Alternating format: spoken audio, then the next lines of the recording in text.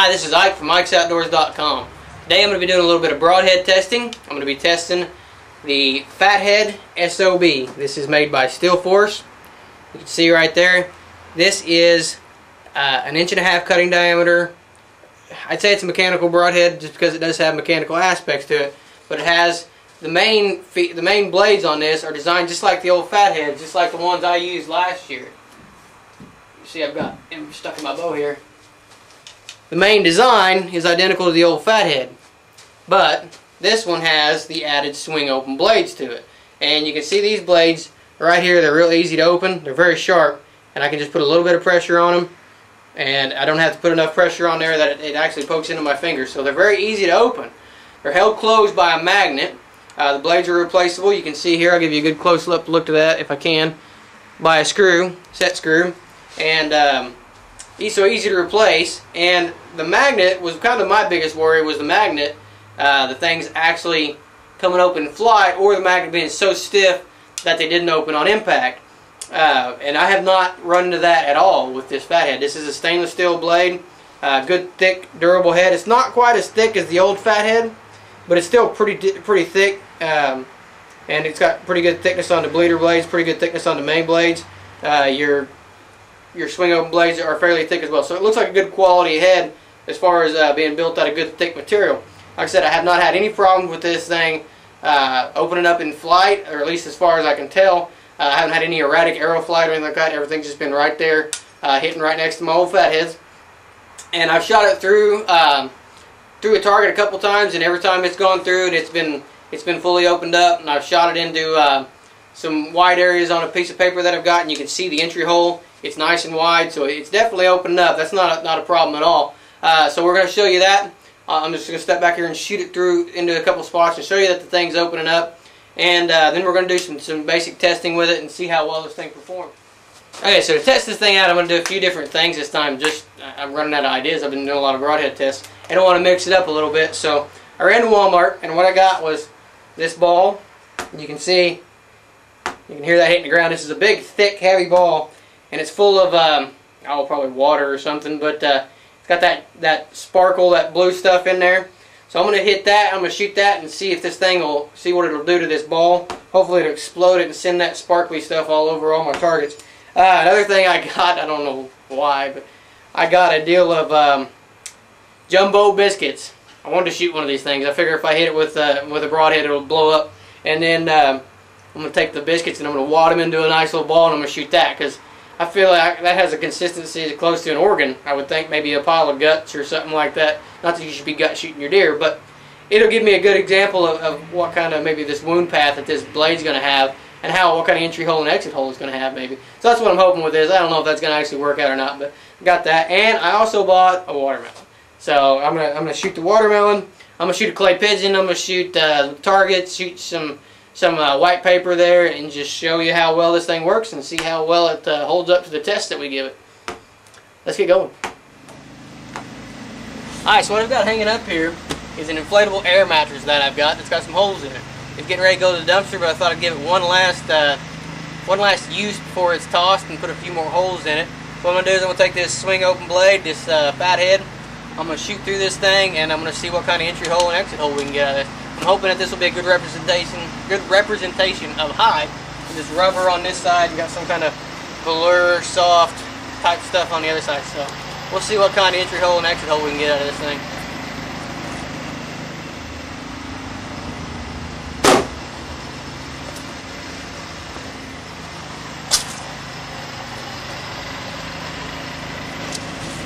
Shot plumb through that thing. Well, you can see it opened up too. Look at how big that hole is. There's the exit hole.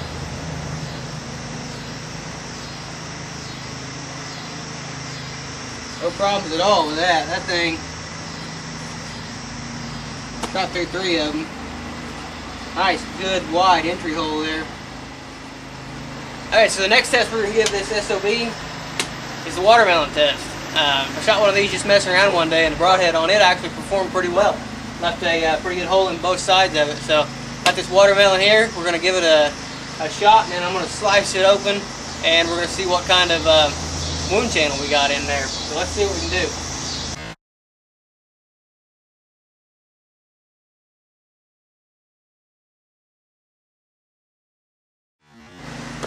So there's the exit hole.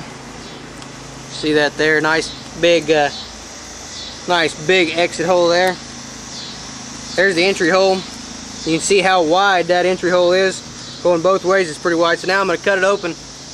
I'm going to cut it open and see how the wound channel inside looks. I guess you couldn't really see the wound channel on it, but the entry hole and exit hole were pretty good.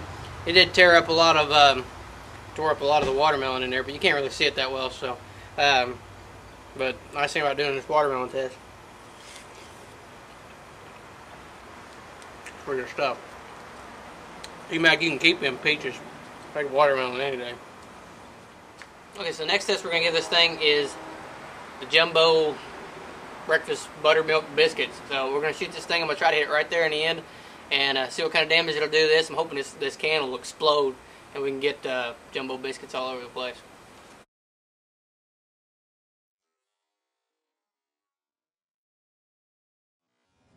Well, I didn't get quite the explosion I wanted to, but man, it tore the tar out of that lid. You can see there's a nice big gaping hole there, and nice wound channel left in the biscuits.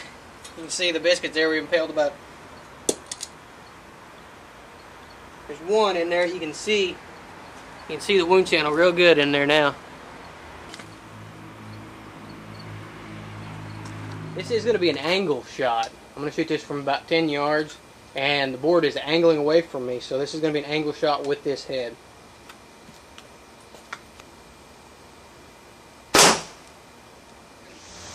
The head is in really good shape even after that. This is 2 pieces of 1/4 inch paneling, shot at an angle. And this hole right here is the steel force hole. That's the exit hole.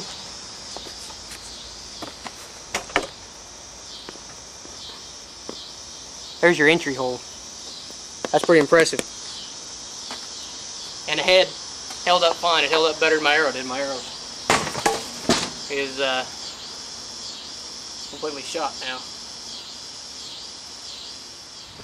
Okay, so the last thing we're going to test this on here is this glitter ball. It's got a good thick, I'll show you when I'm done pushing it, but it's got a good thick, this is a big heavy ball. Good thick outside to it, filled with some kind of liquid and glitter. So we'll see what kind of damage we can do to this thing if I can hit it.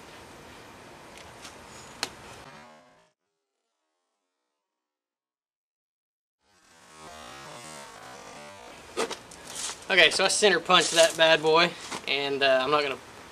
But here's my entry hole, I think.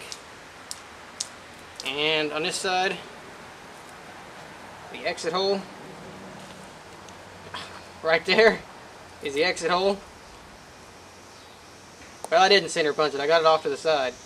But good wound channel. That thing's really spewing water. I'm going to shoot it again and see what kind of damage we can do to this thing without getting water all over myself.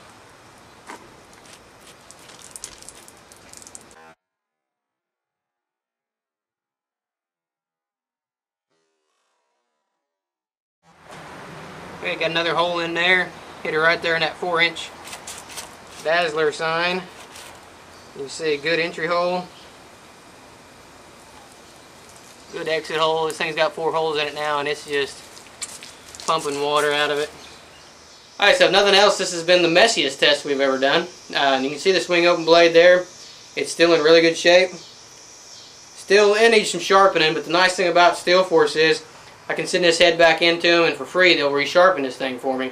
And the way they resharpen it is they actually stroke this on leather. I'm not sure if I'm saying that right, but they actually stroke this down leather like an old barber used to do. So this thing, when it comes back, that explains why these things are so sharp out of the package. And the nice being able to send them back in for free resharpening, man, that's nice. So it held up pretty well to the test. I was really impressed with the wound channel that I found on this. And the head actually held up better than the arrow, so I had a vein come off there I'm going to have to replace. And my wrap's starting to get tore up, but good quality head. It seems like it really created a nice wound channel. Flew really good for me. Didn't have any problems with the head not opening up, the blades not opening, and didn't have any problems with the blades opening in flight. The only problem I had with the head is on one of the shots, one of the magnets came out. I simply took a screwdriver, The magnet was laying right there. I picked it up and slid it back down in there, no problem. So one magnet did pop out, but other than that, absolutely zero problems with this head.